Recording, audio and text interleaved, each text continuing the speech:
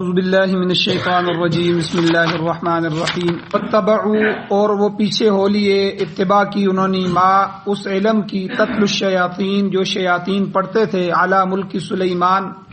علیہ السلام کی بادشاہت کے وقت وما کفر سلیمان حالانکہ سلیمان علیہ السلام نے کفر نہیں کیا ولکن الشیاطین کفروا لیکن شیطانوں نے کفر کیا کہ یعلمون الناس السحر کہ وہ سکھلاتے تھے لوگوں کو جادو وما انزل اور وہ پیچھے پڑ گئے اس علم کے جو نازل کیا گیا علی الملکین دو فرشتوں پر ببابل بابل شہر میں ہاروت و ماروت جن کا نام ہاروت اور ماروت ہے وما یعلمان اور وہ دونوں نہیں سکھلاتے تھے من احد کسی ایک کو بھی جادو حتی یقولا یہاں تک کہ وہ کہہ لیتے سب سے پہلے ان کو یہ بات کہتے انما نحن فتنۃ کہ ہم تو آزمائش کے لیے ہیں فلا تکفر تم سو کافر مت ہونا کفر مت کرنا فیتعلمون پس وہ لوگ سیکھتے تھے منہما ان دونوں سے ما وہ جادو وہ علم کہ یفرقون به کہ جس کے ذریعے وہ جدائی ڈال دیتے تھے بین المرء و زوجی آدمی اور اس کی بیوی کے درمیان وما هم بضارین به من احد حالانکہ وہ اس سے نقصان نہیں کر سکتے کسی ایک کا بھی الا باذن اللہ مگر اللہ کے حکم سے ویتعلمون ما یضرهم ولا ينفعهم اور وہ سیکھتے ہیں وہ چیز کہ جو ان کا نقصان کر رہی ہے جو ان کے لیے نقصان ہے ولا ينفعهم اور ان کو فائدہ نہیں دیتی ولقد علموا اور البتہ تحقیق انہوں نے خوب جان لیا ہے اس بات کو کہ لمن اشتراہ کہ جس نے بھی اختیار کیا جادو کو ما لہ فی الآخرۃ من خلاق اس کے لیے آخرت میں کوئی حصہ نہیں ہوگا وَلَبِئْسَ مَا شَرَوْا بِهِ أَنفُسَهُمْ اور بہت بری چیز ہے وہ جس کے بدلے میں بیچا انہوں نے اپنے آپ کو اپنی جانوں کو لَوْ كَانُوا يَعْلَمُونَ کاش کہ ان کو اس کی سمجھ ہوتی وَلَوْ أَنَّهُمْ اور کتنا ہی بہتر ہوتا کاش کہ بے شک وہ لوگ آمنوا ایمان لاتے واتقوا اور تقوی اختیار کرتے تو لمثوبۃ من عند اللہ خیر تو اللہ کے ہاں اس کا بہتر بدلہ پاتے لو کانوا یعلمون کاش ان کو اس بات کی سمجھ ہوتی وہ اس بات کو جانتے سورہ بقرہ کی آیت نمبر 102 اور 103 3 دن ہو گئے بیان ہوئی آج تیسرا درس ہے اس کا تو یہاں 7 باتیں جو ہیں وہ بیان کرنی مقصود تھیں جو ان آیات کے متعلق ہیں اور جادو کے متعلق ہیں سب سے پہلی بات اسرائیلی روایات کے متعلق جو ہے پچھلے درسوں میں گزرا ہے پہلے درس میں کہ اسرائیلی روایات کا کیا حکم ہے دوسرے نمبر پر سحر اور جادو کا لغوی معنی کیا ہے اور اصطلاحی معنی کیا ہے عرب کے لغت میں سحر کسے کہتے ہیں اس کا بھی بیان ہوا کہ لغوی معنی یہ ہے کہ ہر وہ اثر جس کا سبب ظاہر نہ ہو چاہے وہ سبب معنوی ہو کلمات کا اثر ہو یا غیر محسوس چیزیں جنات اور شیاطین کا اثر ہو یا مسمرزم کا اثر ہو کہ قوت خیالیہ متاثر ہو گئی ہو یا محسوسات ہوں لیکن محسوسات مخفی ہوں جیسے مقناطیس وغیرہ یا دوائیوں کا اثر ہو یہ سارے کے سارے اثرات کو لغت عرب میں جادو کہہ دیتے ہیں لیکن شریعت کی اصطلاح میں جادو کسے کہتے ہیں ہر وہ امر عجیب امر عجیب معاملہ کہ جس میں شیاطین کو خوش کرنے کے لیے ان کی مدد حاصل کی جائے اور اس کے لیے کفریہ شرکیہ صورتیں اختیار کی جائے ان کا تفصیلی تذکرہ کل کے درس میں گزرا ہے اور تیسری چیز کہ جادو کی کتنی قسمیں ہیں اور ان کا بیان بھی کل کے درس میں گزرا کہ جادو کی جو ہے یہ سب کے سب چیزوں کو عموماً شبدے ہوں ٹوٹکے ہوں ہاتھ کی چلاکی ہو مسمرزم ہو ان کو مجازن تو جادو کہہ دیتے ہیں لیکن حقیقی طور پر ان کی 3 قسمیں ہیں تو وہ کل کے درس میں تفصیلاً بیان ہوئی اور آج کے درس میں کہ سحر اور معجزے کے درمیان میں فرق کیا ہے جس طرح انبیاء علیہ الصلوۃ والسلام کے معجزات اور اولیاء کرام کی کرامتیں یہ ایسے واقعات ہم دیکھتے ہیں ہمارے مشاہدے میں آتے ہیں کہ وہ عادتاً نہیں ہو سکتے عادتاً ایسی چیزیں جو نبی کی انگلیوں سے چشموں کا جاری ہونا یہ عادت نہیں ہے اسی طرح مردہ چیز ہو گئی ہو اور نبی کے حکم سے اللہ معجزہ بنائے کہ وہ گو جو ہے وہ حضور کے حکم سے حضور کی جو ہے رسالت کی گواہی دے مردہ گو زندہ ہو کر رسالت یہ عادتاً ممکن نہیں ہے عام عادت میں ایسا نہیں ہوتا اسی لیے اس کو خرق عادت کہہ دیتے ہیں کہ عادت کے خلاف، عادت کے برعکس یہ بات ہوئی ہے، عادت سے ہٹ کے یہ بات ہوئی ہے، عادت سے الٹ کے یہ بات ہوئی ہے، یہ سارا کہہ دیتے ہیں خرق عادت۔ تو بظاہر جادو اور سحر میں بھی ایسے ہی آثار مشاہدے میں آتے ہیں کہ اس میں بھی ہمیں کوئی چیز نظر نہیں آتی، اس لیے بعض جاہلوں کو ان دونوں چیزوں میں التباس ہو جاتا ہے، شبہ پڑ جاتا ہے، اس وجہ سے وہ جادوگروں کی تعظیم کرنے لگتے ہیں، تکریم کرتے ہیں، جس طرح صحابہ یا ایمان والے انبیاء کی تکریم کرتے ہیں یا ایمان والے جو ہے اولیاء اللہ کی عزت اور تکریم کرتے ہیں، تو اسی طرح وہ لوگ جو ہے معجزے، کرامت اور جادو کے درمیان فرق نہ کرنے کی وجہ سے جادوگروں کی جو ہے تعظیم شروع کر دیتے ہیں۔ اس لیے ان دونوں کا فرق بیان کرنا ضروری ہے کہ جادو میں اور سحر میں فرق کیا ہے، معجزے میں اور جادو میں فرق کیا ہے۔ ان میں دو فرق ہیں، ایک تو حقیقت کے اعتبار سے، اصل کے اعتبار سے، اور ایک ظاہری آثار کے اعتبار سے۔ پہلا حقیقت کا فرق یہ ہے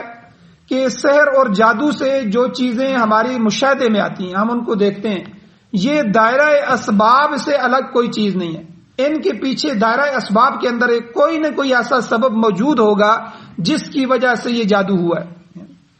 فرق صرف اتنا ہے کہ وہ سبب ہم سے یا تو مخفی ہوگا، چھپا ہوگا، یا ظاہر ہوگا۔ جہاں اسباب ہمارے سامنے ہوتے ہیں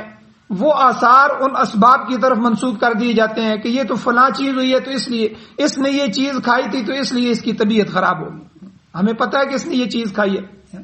اور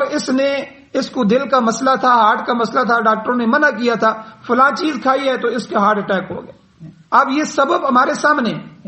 کہ اس نے فلاں چیز، تو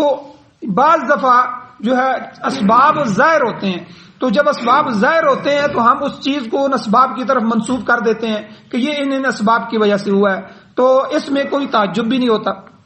اس میں کوئی تعجب کی چیز نہیں سمجھی جاتی۔ لیکن جہاں اسباب مخفی ہوتے ہیں، چھپے ہوتے ہیں، اور ہوا یہ کسی سبب کی وجہ سے ہے، تو ہم اس میں تعجب کرتے ہیں، اور عوام اسباب کے نہ جاننے کی وجہ سے اس کو خرق عادت سمجھنے لگتے ہیں کہ یہ عادت سے ہٹ کے ایک بات ہوئی ہے، حالانکہ در حقیقت وہ تمام جو ہے عادی امور جن کی ہمیں عادت ہوتی ہے ان کی طرح کسی نہ کسی جن یا شیطان کے اثر سے ہوتا ہے۔ مثلا میں آپ کو 2-4 مثالیں دیتا ہوں۔ آپ کھڑے ہیں گھر میں تو ایک خط آ کے آپ کے سامنے گر جاتا ہے، اب گرانے والا کوئی بھی نہیں ہے، سامنے کوئی نہیں ہے، خط بھی جو ہے مشرق بلکہ مغرب کی طرف سے کسی کا لکھا ہوا ہے اور آج کا ہی لکھا ہوا ہے۔ اگر جہاز میں بھی سفر کیا جائے تو اتنے وقت میں وہ نہیں پہنچ سکتا کہ لکھنے کے بعد فوراً پہنچا ہے، تو یہ ایک عجیب بات ہوئی ہے۔ اسی طرح بکرے کی سیری جو ہے وہ آ کے آپ کے مکان کی چھت میں گر گئی ہے، آپ کمرہ کھولتے ہیں، کمرے کی دیواریں بالکل صاف ستھری تھیں، اس میں جو ہے آپ نے ڈسٹمپر کروایا، صاف ستھرے تھے، اچانک آپ دیکھتے ہیں کہ خون کے چھینٹے آگے پڑ جاتے ہیں،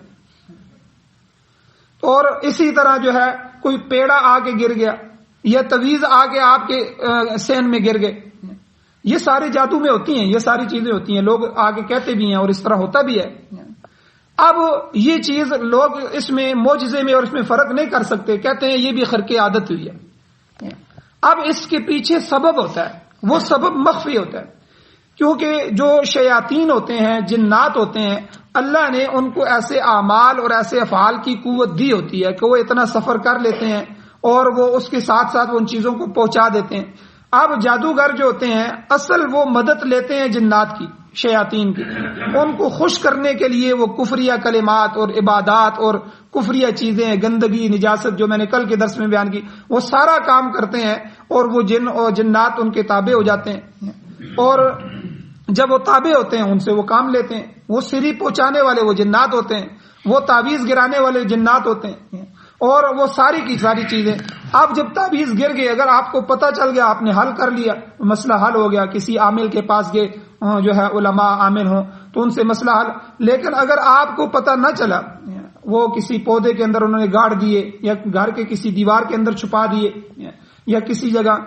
تو گھر کے حالات پر وہ اثر انداز ہونا شروع ہو جاتے ہیں، کیونکہ یہ کلمات ہوتے ہیں۔ کل بھی میں نے درس میں بتایا تھا کہ ان کلمات کا اثر ہوتا ہے، اور میں نے حدیث بیان کی تھی جو ہے حضرت کعب اخبار رضی اللہ تعالیٰ عنہ کی، کہ انہوں نے کہا کہ لولا کلمات اقولہن لجعلتنی الیہود حمارا،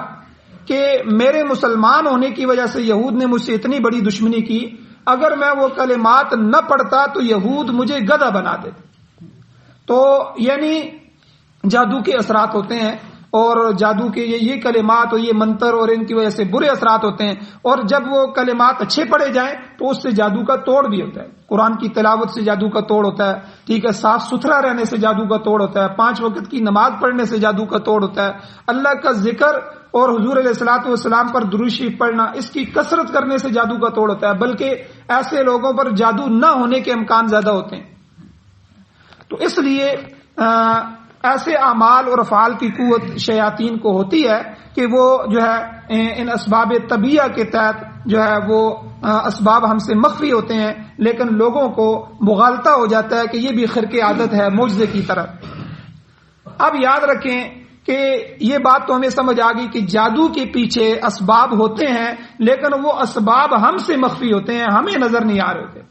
معجزے کے پیچھے کوئی سبب نہیں ہوتا۔ معجزے اور جادو میں کیا فرق ہے کہ معجزہ بلا واسطہ اللہ کا فعل ہوتا ہے، کرامت جو نبی سے ولی سے کرامت کا ظہور ہوتا ہے اس میں پیچھے اللہ کا اپنا فعل ہوتا ہے کہ وہ نبی یا ولی کی ذات کی تعظیم کروانے کے لیے یا ان کے کو سامنے آشکارا کرنے کے لیے اللہ ان کے ہاتھ سے ان کا ظہور پذیر کرتے ہیں۔ اب میں اس کی 2 مثالیں آپ کو دیتا ہوں، قرآن مجید میں موجود ہیں کہ اچھا آگ کا کام ہے جلانا، آگ کے اندر اللہ نے صفت رکھی ہے کہ آگ جلاتی ہے۔ اب اپنے آپ سے آگ نہیں جلا سکتی، اللہ نے اس صفت کو رکھا ہے۔ اگر اللہ کسی آگ سے اس صفت کو کھینچ لیں تو اللہ ہے۔ تو اب حضرت ابراہیم علیہ السلام کو جب نمرود نے آگ میں ڈالا تو اللہ جل شانہ نے فرمایا کہ قلنا یا نار کونی بردا وسلاما علی ابراہیم، کہ یہاں قرآن کے الفاظ پہ غور کریں، اللہ کہتے ہیں قلنا، ہم نے کہا، براہ راست اس میں پیچھے نہ کسی فرشتے کو کہا کہ جاؤ آگ کو ٹھنڈا کر کے آ جاؤ، نہ کسی پانی کو کہا، نہ کسی ہوا کو کہا کہ اس آگ کو بجھاؤ، یعنی کوئی سبب پیچھے نہیں۔ اللہ کہتے ہیں ہم نے ڈائریکٹ آگ سے مخاطب ہوا، اس میں کوئی سبب پیچھے نہیں ہے، ڈائریکٹ یہ اللہ کا فعل ہے، اللہ نے کیا ہے۔ اللہ کہتے ہیں قلنا، ہم نے کہا، یا نار، آگ کو مخاطب کر کے کہا، اے آگ کونی، تو ہو جا بردن، ٹھنڈی، اور وسلاما علی ابراہیم، میرے ابراہیم پر تو سلامتی والی ہے۔ یعنی ٹھنڈک بھی بعض دفعہ تکلیف دیتی ہے۔ اب مثال کے طور پہ گرمیوں میں سخت گرمی بھی ہو، کمرے میں 2 اے سی چلا دیے جائیں، وہ اتنا ٹھنڈا ہو جائے تو گرمی میں بھی آدمی کانپنا شروع ہو جاتا ہے۔ تو اور سردیوں میں ہیٹر جو ہے وہ کئی دفعہ بہت نقصان دیتا ہے، اگر زیادہ گرمی ہو جائے تو انسان اس سے بھی تڑپنے لگتا ہے۔ تو اس لیے یہ چیزیں اعتدال کے ساتھ ہوں تو فائدہ دیتی ہیں، اگر یہ بھی بے اعتدالی میں ہو جائیں تو نقصان۔ تو اللہ نے کہا کہ اے آگ تو میرے ابراہیم کے لیے کونی بردن، ٹھنڈی ہو جا، لیکن یاد رکھ اتنی ٹھنڈی بھی نہ ہونا کہ تجھ کو تیری وجہ سے میرے ابراہیم کو تکلیف پہنچے، وسلاما علی ابراہیم، سلامتی والی ہو جا جس سے ان کو کوئی تکلیف نہ پہنچے۔ تو یہ آگ کا یہ جو معجزہ ظاہر ہوا کہ ساری دنیا جمع ہے، اور جو ہے نمرود بھی جمع ہے، نمرود کے سارے وزراء بھی جمع ہے کہ ابراہیم کو آج ہم آگ میں جار رہے ہیں، نعوذ باللہ۔ لیکن ابراہیم علیہ السلام جب آگ، اتنی بڑی آگ تھی، جب وہ بجھ گئی، دیکھا ابراہیم علیہ السلام اسی طرح آگ میں بیٹھے ہوئے ہیں، ان کو کوئی تکلیف نہیں ہے۔ تو یہ معجزہ ہوا۔ لیکن آج کل بعض دعائیں بھی ایسی ملتی ہیں، دوائیاں بازار میں، کہ ان کو استعمال کیا جائے، اگر اپنے جسم پہ لگایا جائے یا کسی چیز پہ لگایا جائے، ان کو آگ میں رکھا جائے تو آگ اس دوائی کو نہیں جلاتی۔ تو یہ معجزہ نہیں ہے، کیونکہ اس کے پیچھے یہ جو چیز نہیں جل رہی، اس کے پیچھے سبب موجود ہے، دوائی موجود ہے۔ لیکن جو معجزہ ہوگا ان کے پیچھے اللہ کا فیض ہوگا۔ اچھا، اس پر ایک واقعہ مجھے یاد آ گیا۔ ہندوستان پاکستان جب اکٹھے ہوتے تھے، شاہ عبد العزیز محدث دہلوی رحمۃ اللہ علیہ کا زمانہ تھا، ایک عیسائی مبلغ، عیسائی پادری جو ہے وہ یورپ سے آیا اور ہندوستان میں عیسائیت کی تبلیغ کرنے لگا۔ اب تبلیغ کے حد تک تو بات ٹھیک تھی، مسلمانوں نے اس کے برا بھلا کہا، لیکن اس نے ایک چیلنج کر دیا۔ اس نے کہا کہ میں مسلمانوں کو چیلنج کرتا ہوں کہ میں اپنی کتاب لے کے آتا ہوں جو ہے انجیل، اور تم اپنی کتاب قرآن لے کے آؤ، ہم اس کو آگ میں ڈالتے ہیں، جس کی کتاب بچ گئی وہ مذہب سچا ہے، جس کی کتاب جل گئی وہ مذہب جھوٹا ہے۔ اب مسلمان پریشان ہو گئے، عام پبلک جو ہوتی ہے وہ تو پریشان ہو جاتی ہے، وہ بڑے پریشان ہوئے کہ یہ تو اس نے چیلنج کیا ہے اور عجیب چیلنج کیا ہے، اور اللہ کے کلام کو ہم آگ میں ڈال بھی نہیں سکتے، اگر ڈالیں گے تو پتہ نہیں وہ جل گئی تو پھر کیا ہوگا، جگ ہنسائی ہوگی اور معاملات خراب ہوں گے۔ اب یہ سارے جمع ہو کے شاہ عبدالعزیز محدث دہلوی رحمۃ اللہ علیہ کے پاس گئے کہ اس نے چیلنج کیا ہے اور فلاں وقت اس نے طے کیا، اس دن سارے چوک میں جمع ہو جانا اور تم اپنا کلام لے کے آنا، میں اپنی کتاب لے کے آؤں گا اور اس کو ہم جو ہے آگ میں ڈالیں گے اور آج سچ اور جھوٹ کا پتہ چل جائے گا۔ شاہ عبدالعزیز محدث دہلوی رحمۃ اللہ علیہ نے کہا کہ کوئی بات نہیں ہے، پریشان نہ ہو، ٹھیک ہے۔ علماء اسی لیے کہتے ہیں کہ علماء کا ہونا جو ہے عوام کے لیے یہ اللہ کی طرف سے رحمت ہوتی ہے۔ انہوں نے کہا کہ اس کے چیلنج کو قبول کرو اور اس وقت جس وقت اس نے طے کیا ہے چوک میں جمع ہو جاؤ اور مسلمانوں کو بھی کہو کہ شاہ عبدالعزیز، چونکہ یہ بڑا خاندان تھا، شاہ ولی اللہ محدث دہلوی رحمۃ اللہ علیہ کی نسل تھی، تو وہ کہہ رہے ہیں کہ میں خود آؤں گا اور اس کے چیلنج کو قبول کروں گا۔ اب وہ بڑا خوش ہوا کہ چلو شاہ صاحب جو ہیں وہ اپنی کتاب لے کے آئیں گے اور میں اپنی کتاب، آج فیصلہ ہو جائے گا۔ اب جب سب لوگ جمع ہو گئے اور وہاں جو ہے ایک میلہ لگ گیا، ایک پوری خلقت جمع ہو گئی، اب وہ آگے بڑھا اور اس نے شاہ صاحب نے کہا کہ تمہارا کیا چیلنج ہے مخلوق کے سامنے بیان کرو۔ اس نے کہا کہ میرا چیلنج یہ ہے کہ میں اپنی کتاب کو آگ میں ڈالتا ہوں، یہ آگ ہم نے جلا دی ہے، تو آپ اپنی کتاب کو آگ میں ڈالیں اور اس کتاب کے ذریعے فیصلہ ہوگا، جس کی کتاب جل گئی وہ مذہب جھوٹا ہے، جس کی کتاب بچ گئی وہ مذہب سچا ہے۔ شاہ عبدالعزیز محدث دہلوی رحمۃ اللہ علیہ نے فرمایا کہ بات اس طرح نہیں ہے، بات یہ ہے کہ یہ اللہ کا کلام ہے، یہ ہمارے سینے میں بھی ہے اور ہم اس کی بڑی عزت کرتے ہیں، اور تو بھی یقیناً اپنی کتاب کی عزت کرتا ہوگا۔ اس نے کہا کہ بالکل۔ اس نے کہا کہ میں اللہ کے کلام کو، شاہ صاحب نے کہا کہ میں اللہ کے کلام کو اپنے سینے سے لگا کر خود آگ میں چھلانگ لگاتا ہوں، تو اپنی کتاب کو آگ جو ہے اپنے سینے سے لگا اور آگ میں چھلانگ لگا، جو بندہ اور جس کی کتاب بچ گئے وہ سچا ہے، جو بندہ اور جس کی کتاب جل گئے وہ جھوٹا ہے۔ اب وہ وہاں سے بھاگنے لگا، لوگوں نے پکڑ لیا اور پکڑنے کے بعد اس کو پوچھا کہ بھائی کیوں بھاگتا ہے؟ اس نے کہا کہ میں نے تو کتاب کو دوائیاں لگائی ہوئی تھی، یعنی وہ میں نے اس کے اوپر یہ کیا ہوا تھا اور اس لیے چیلنج کر رہا تھا، لیکن جو ہے انہوں نے تو خود آگ میں چھلانگ لگانے کی بات کر دی، میں نے اپنے اوپر تو کوئی دوائی نہیں لگائی ہوئی تھی کہ جس کی وجہ سے میں بچ جاؤں۔ تو بہرحال وہاں جو ہے اسلام ایک دفعہ پھر جیت گیا۔ تو یہاں اس واقعے کو بیان کرنے کا مقصد یہ ہے کہ معجزے کے پیچھے کوئی سبب نہیں ہوتا، کوئی سبب ظاہری ہوتا ہے، ظاہری تو ہوتا ہی نہیں ہے، اور مخفی سبب بھی نہیں ہوتا، لیکن جو سحر ہوتا ہے، جادو ہوتا ہے، اس کے پیچھے جو ہے شیطان ہو، جنات ہوں یا کسی ذریعے کو استعمال کیا گیا ہو، وہ ذریعہ اور سبب پیچھے موجود ہوتا ہے، اگرچہ وہ مخفی ہوتا ہے، ہمیں نظر نہیں آتا۔ تو معجزے کے بارے میں قرآن مجید میں اللہ جل شانہ نے بالکل وضاحت کے ساتھ تصریح فرمائی۔ اللہ فرماتے ہیں وَمَا رَمَيْتَ اِذْ رَمَيْتَ وَلَكِنَّ اللَّهَ رَمَى، اے میرے محبوب جب آپ نے پھینکا، کنکریاں مٹھی بھر کے آپ نے کافروں کی طرف پھینکی، تو وَمَا رَمَيْتَ آپ نے نہیں پھینکی، وَلَكِنَّ اللَّهَ رَمَى وہ اللہ نے پھینکی۔ غزوہ بدر میں حضور علیہ الصلوۃ والسلام نے جو ریگستان تھا، ریت اور کنکریاں جو چھوٹی چھوٹی تھی، ان کی مٹھی بھری اور مٹھی بھر کے جو ہے کافروں کی طرف پھینکی، اب وہ ساری کافروں کی آنکھوں میں پڑ گئی،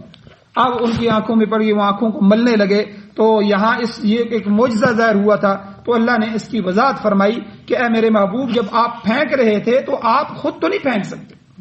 آپ تو اس لشکر کی آنکھوں میں نہیں پہنچا سکتے،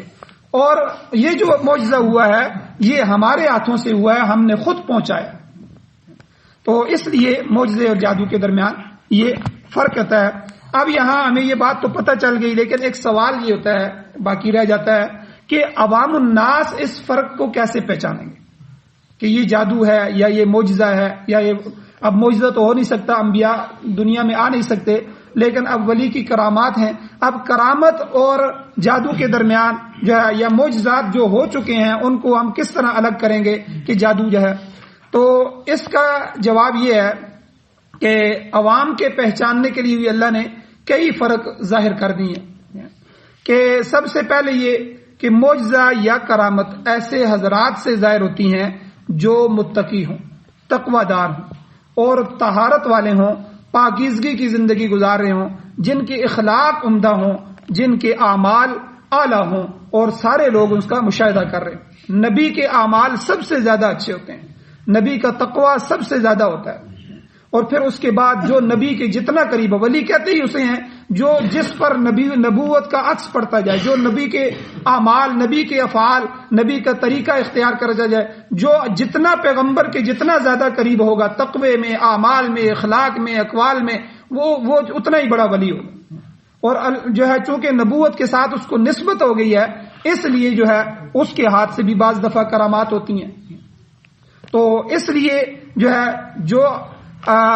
معجزات ہوتے ہیں یا کرامات ہوتی ہیں وہ ظاہر ایسے لوگوں سے ہوتی ہیں جو تقوی دار ہوں، طہارت والے ہوں، پاکیزگی والے ہوں، اور ان کے اخلاق و اعمال سب سے عمدہ ہوں اور لوگ اس کا مشاہدہ کر رہے ہیں۔ اور اس کے برخلاف، اس کے برعکس جو جادو کا اثر ہوتا ہے وہ صرف ایسے لوگوں سے ظہور پذیر ہوتا ہے جو گندے ہوتے ہیں، ناپاک ہوتے ہیں، اللہ کے نام سے، اللہ کے ذکر سے دور ہوتے ہیں اور اللہ کی عبادت سے دور رہتے ہیں۔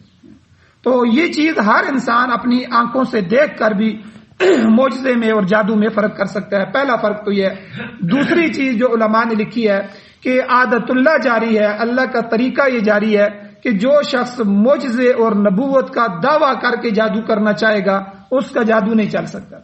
کہے کہ میں نبی ہوں، دیکھو میں معجزہ دکھلاتا ہوں، نعوذ باللہ، پھر وہ جادو کے ذریعے کچھ کام کرنا چاہے تو اس کا جادو نہیں چل سکے گا، اس کا زور نہیں چل سکے گا۔ اور اگر وہ نبوت کا جو ہے دعویٰ نہیں کرتا، پھر وہ اگر جو ہے وہ جادو دکھلاتا ہے، جادو کرتا ہے تو پھر وہ کر سکے گا، ورنہ نبوت کا یہ بھی فرق ہے۔ تو بہرحال یہاں آج کے درس میں جادو اور معجزے کے درمیان جو فرق تھا یہ بیان ہوا۔ اور پانچویں چیز، کیا انبیاء علیہ السلام پر بھی جادو ہو سکتا ہے؟ ایک سوال ہے کہ کیا نبیوں پر بھی جادو ہوتا ہے؟ یاد رکھیں جواب اس کا یہ ہے کہ جادو ہو سکتا ہے۔ وجہ اس کی یہی ہے کہ جادو جو ہوتا ہے، سحر جو ہوتا ہے، یہ در حقیقت اسباب طبیعیہ کا اثر ہوتا ہے۔ طبیعت جو ہمارے مزاج ہے، طبیعت ہے، اس کے اندر گڑبڑ کی جاتی ہے۔ جو بھی اسباب طبیعی ہیں، انبیاء جو ہیں وہ بھی اسباب طبیعیہ کے اثرات سے متاثر ہوتے ہیں، اور یہ متاثر ہونا شان نبوت کے خلاف نہیں ہے۔ جیسے مثال کے طور پر نبیوں کو بھوک بھی لگتی ہے، جسم جو ہے، نبیوں کو پیاس بھی لگتی ہے، نبی علیہ السلام کے دندان مبارک بھی شہید ہوئے، خون بھی نکلا، نبی علیہ الصلوۃ والسلام کو بخار بھی ہوا، سر درد بھی ہوئی، پھر اسی میں تکلیف میں حضور علیہ السلام دنیا سے بھی گئے۔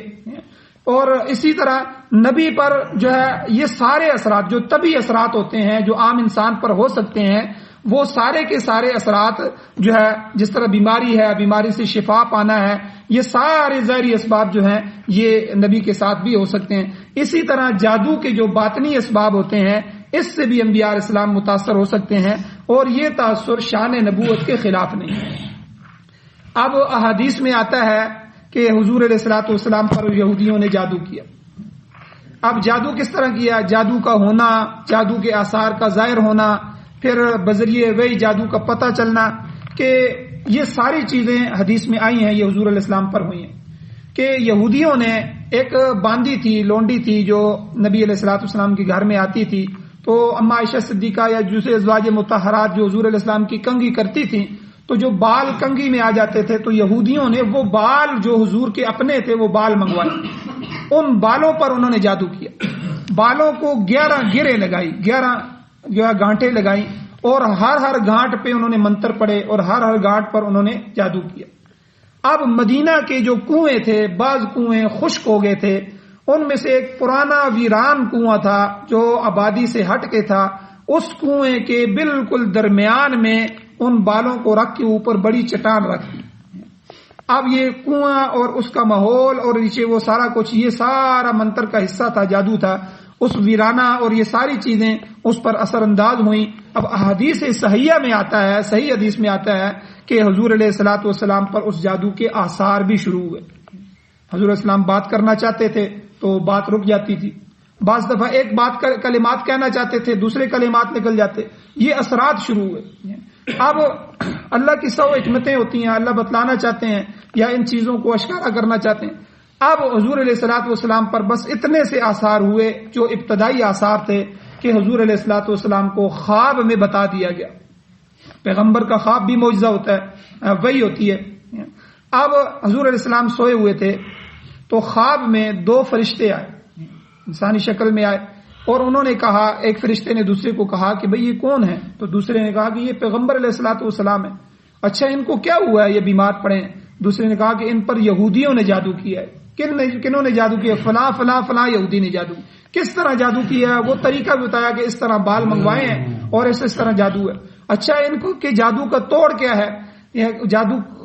کی جگہ کیا ہے؟ پھر وہ جگہ بھی بتلائی، فلاں کنواں ہے، اس کنویں کے اندر اس طرح چٹان کے نیچے انہوں نے بال جو ہے اس کی 11 گرے ہیں. اور پھر جو ہے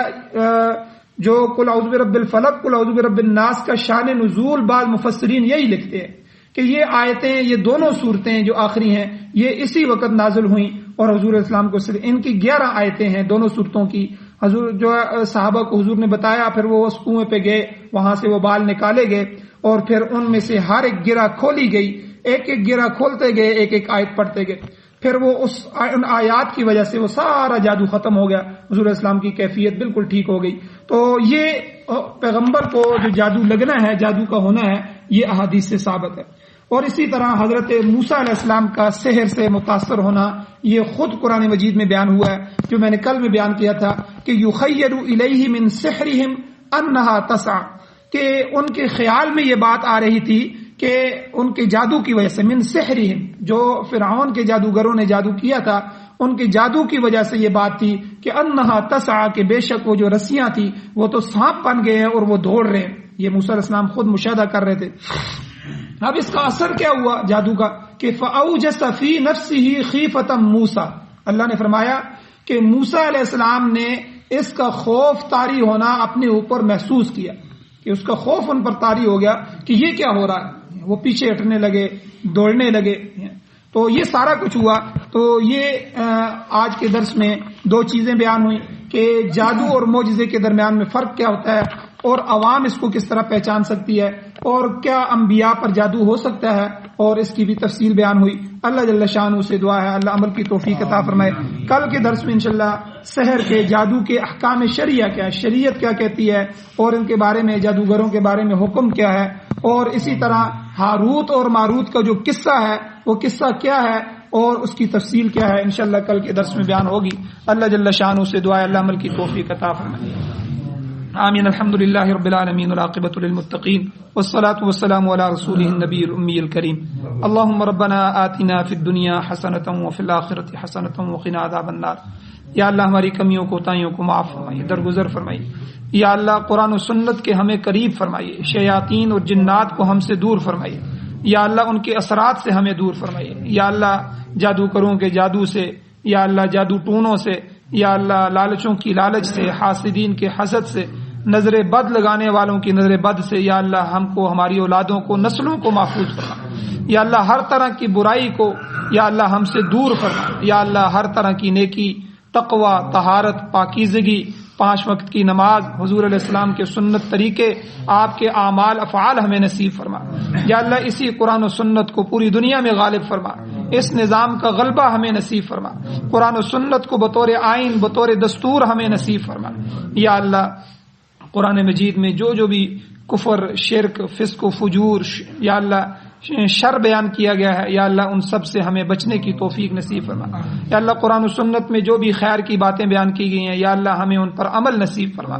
یا اللہ جب تک زندگی ہو عزت والی، وقار والی، خیر والی، ایمان والی، کلمے والی زندگی نصیب فرمائی. جب بھی موت آئے تو سعادت والی، شہادت والی، میدان جہاد کی موت نصیب فرمائی. یا اللہ آخر وقت ایمان والی، کلمے والی موت نصیب فرمائی. صلی اللہ تعالی علی خیر خلقہ محمد وآلہ وصحبہ اجمعین برحمتک یا. جی